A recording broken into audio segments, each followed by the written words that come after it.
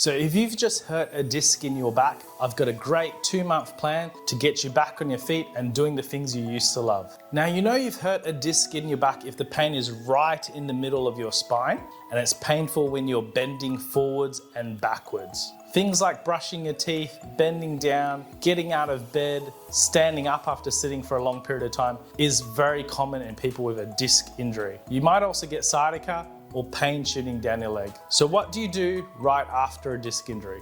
Now the best thing to do in week 1 is to keep walking. Don't stop, don't stay in bed for the whole week because you're gonna get stiffer. The disc is gonna be even more sensitive when you start moving from long periods of resting. So don't rest in bed for more than 1 or 2 days. Generally, the best advice is start walking. Don't sit down for too long. Don't lay down for too long if you can help it. Don't sit in a couch for too long. Get moving. The other great piece of advice is to start squatting. Squatting is a great whole body exercise. It gets your legs working, your hips, even your lower back and your tummy to some extent without really flaring up your lower back. So it's a low risk of flaring up your back, but high gains. It's a big global movement. Now, if you squat too deep in the initial periods, it may be a bit sore. Gradually find how low you can go without causing pain and start from there, and gradually over time squat deeper and deeper. Do it regularly. Do it in bite-sized snacks. It might be 10 in the morning, 10 in the afternoon, 10 at night time, and gradually increase the frequency and the number of times you squat. When your back senses that you are able to move and squat without pain, the muscles around the disc will no longer spasm as hard and you already start to move more freely.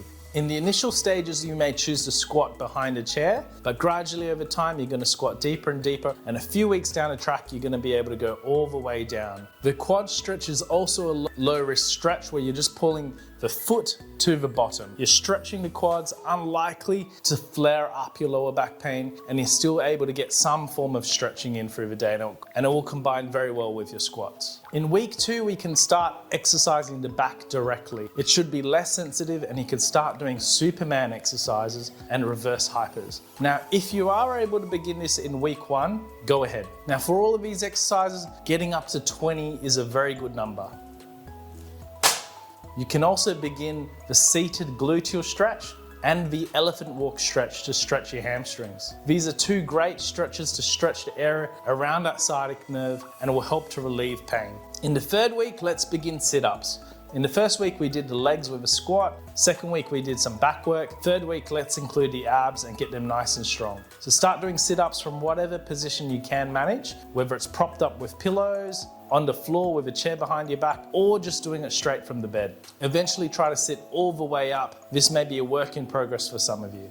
If you're trying to sit up with very fast momentum, it could be a little bit sore, so try some of the easier versions that I show here. We are still doing the squats, we are still doing the reverse hypers and the back extensions, we are still doing the gluteal stretches and the quad stretch and the hamstring stretch. But if any of those stretches are starting to get easier for you, focus on the ones which you find harder.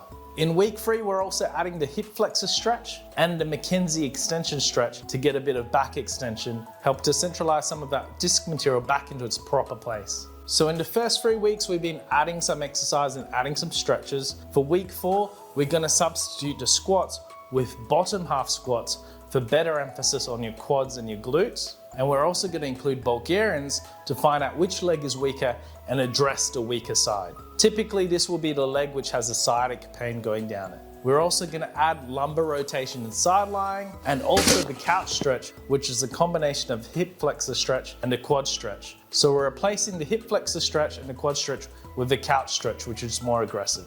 In the 5th week, we're going to start jogging more. So we're going to transition from walking to power walking and into jogging by this stage. So at week 5, we're going to start some light jogging, or at the very least some power walking with some jogs interspersed in between. This is good for your discs. We know people who jog have thicker and healthier discs with more fluid inside them. It's also a great exercise for your legs, your back and your core in general, as well as your cardiovascular health. We are also going to add a little bit of weight to your squats and your deadlifts because we don't want to stay away from lifting weights for too long. People who stay away from weights for too long start to get scared of lifting it, and if there's no pain, there's no reason why we can't go back to them. Start light, be sensible, gradually increase over time. People who don't lift get a fear of lifting, which is not helpful.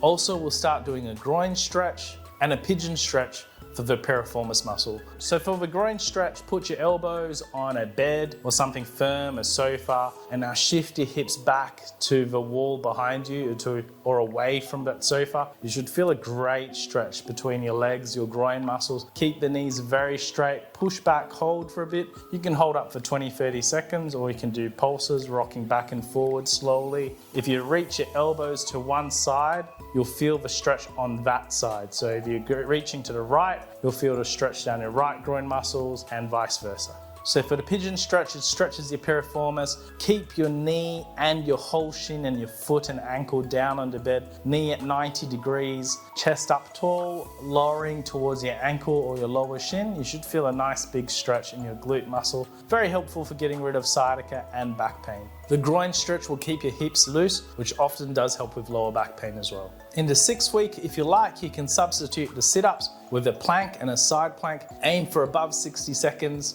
So for the plank, it's an anti-extension exercise. You're working your tummy muscles or your ab muscles. Try not to let your bottom sag in or your lower back sag into the bed. Keep your tummy muscles tight and just hold. You should really feel those tummy muscles working. A little bit of trembling is absolutely fine. Same thing for the side plank. Try to lift your hips up high from the bed. Try not to let your hips sag down towards your bed. And if you're an elite athlete, you want to be more at the 2-minute end. Let's also start looking at isolated muscle groups. So your hip abductor strength with sideline hip abduction raises, your single leg bridges with a straightened knee and a bent knee to isolate your hamstrings and your glutes respectively, your Copenhagen's to check your inner thigh strength, and your hip flexor march with a band around your feet.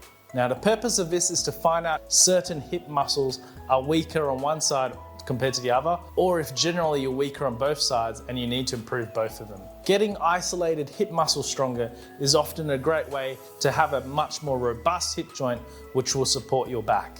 For the Copenhagen's, being able to hold for 30 seconds or more is ideal, and for all the other banded exercise and the bridges, try to get above 20 repetitions. Finally, on the 7th week, you should be returning to deadlifting, to squatting with weights, and to full sit-ups and jogging or running. You should now be feeling much better and much more confident in your back. Now, this is a general summary of how most disc injuries evolve over time. If you follow these simple principles, over time, in a couple of months, you should be feeling pretty great and back to normal. If you have significant sciatica and loss of strength and numbness and pins and needles down your leg, it sometimes can take longer. So perhaps spread this routine over 4 months.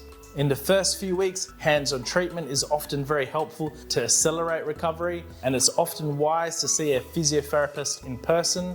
You can use this information over YouTube as a helpful adjunct to your rehab. I'm not your physiotherapist. This is general advice to help people in general. Thanks for watching and good luck with your rehab. Like, follow, and subscribe.